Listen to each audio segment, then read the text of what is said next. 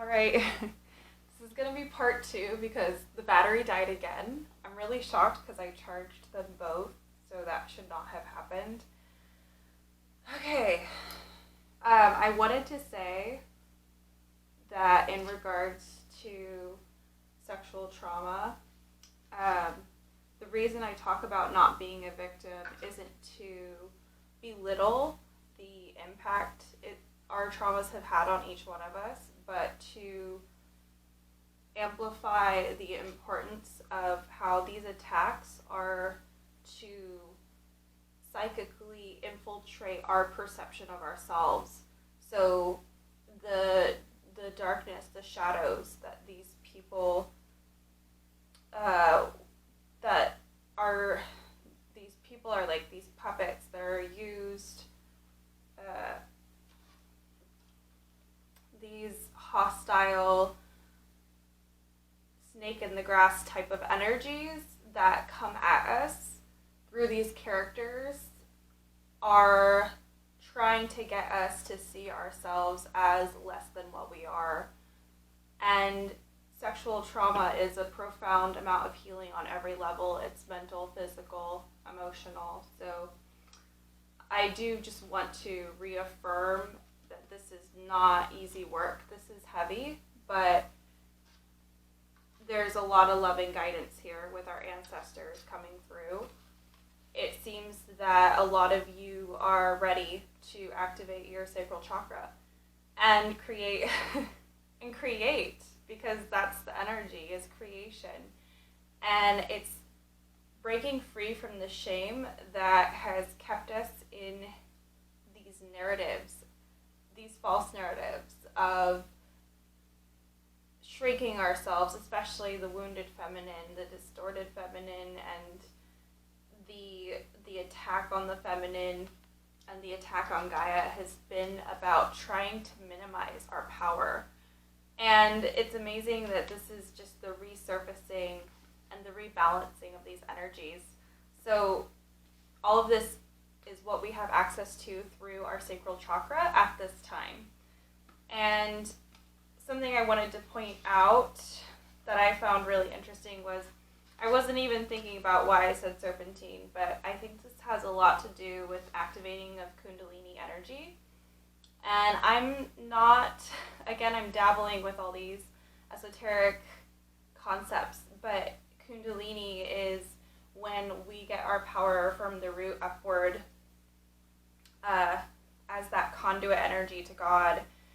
And that's, I think, what's happening with the dream and the breakthrough is the ultimate healing and the ultimate activation of our higher selves and the embodiment that will take place is going to happen from the root upwards. This is major, especially because this card, Resilience, I went ahead and read the pamphlet while my battery was charging, and it's all about the power of the feminine. She is this warrior who, it's basically post-apocalyptic is the energy I get from this card. She's been through hell and back, and it's only made her stronger. And I feel like the activation of our sacral, that connection to ourselves that was severed, that was taken from us, especially the feminines, our throat chakras and our sacral chakras have been the most under attack because we carry the most potent energy of both those energies. It's why I love the color blue and orange so much, is because I'm constantly reminding myself and amplifying that energy in myself, that my voice and my sexual energy that I was once shamed for and that was repressed is actually the tool that's going to bring about the new earth frequency. And so it's such an irony that there's these perceptions of the 3D and the 4D that the things that need to be shoved down and hidden away from society are actually what liberates. And this is the warrior that we're stepping into as feminines. It's all about this badass woman who is gonna take shit from no one. And that's the embodiment of this message. I would love to pull one more energy oracle card. just to see any further advice. Walking away. So walking away, I am instantly gravitating towards envy, because walking away from what we don't have. This is about having a healthy relationship to desire. Desire in what we might see, things that we appreciate about others that we might not see in ourselves.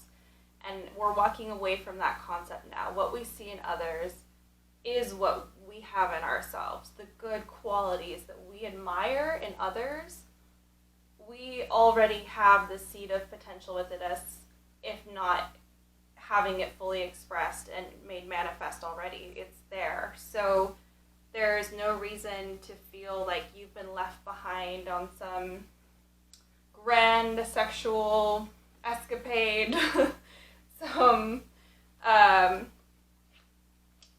kind of sexual revolution. There's nothing that you're missing out on. So the envy card could also pertain to ourselves. I feel like it has something to do with also walking away from those who don't know how to appreciate our sacral energy without trying to project their judgments onto it. I think there will be those around you, and I think that's probably what within the next few months card has to do with, is there will be characters in your life that will start to reveal their true intentionality and energy and thoughts around your sacral power. And if you start to notice that they're jealous, if you start to notice that I'm seeing somebody who's like talking about like an accomplishment of yours or a sexual expression or relationship of yours in a way that they're trying to make you feel bad. They're trying to make you feel small and put you back into that energy that you're healing from, that you're already helping end the cycle of in your lineage. So watch out for those characters that pull you backwards, because you're on this path to create new patterns and to be in your authentic Kundalini power. And Kundalini is all about authenticity. So anyone who tries to make you feel bad for your authentic expression that's the shadow, that's the attack. And it's because they're jealous of you. It's not because you're doing anything wrong. There's nothing wrong with you, and there's nothing wrong with your sacral expression. There's nothing wrong with your speaking your truth and being in your power and being in your embodiment.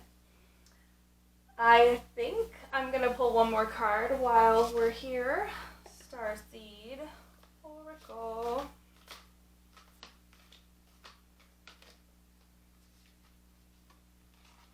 The Seas of Mintaka, seeing potential, bringing unconsciousness to light. Because it's all about that alchemy. It's all about this balance, we are able to flow through these heavy energies and bring the divinity into them. And remembering that, I'm throwing cards everywhere,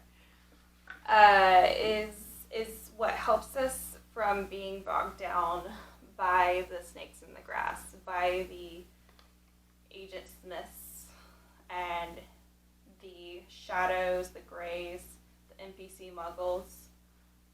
God help them. Star bathing, light body crystal grid, transmission and activation. Star bathing is the card of being in the cosmos.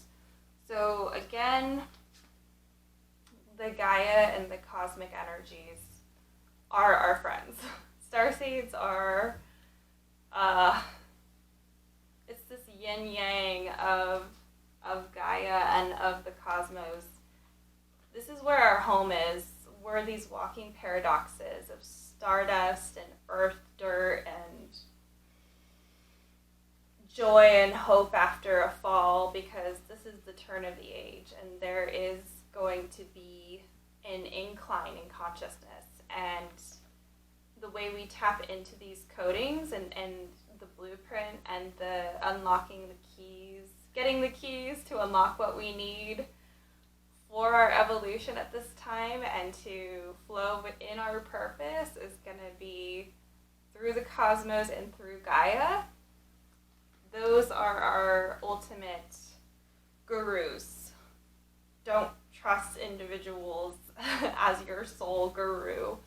People are not to be trusted as your soul guru. Humans, a lot of humans, messy creatures. We're doing our best. But the stars and the land does not lie. Okay, everyone, I think that's all that wants to be said for March. Although that was a lot. This is a lot to be integrated. And whether you're in your yin or your yang energy, just remember that that is intentional and that is for the divine.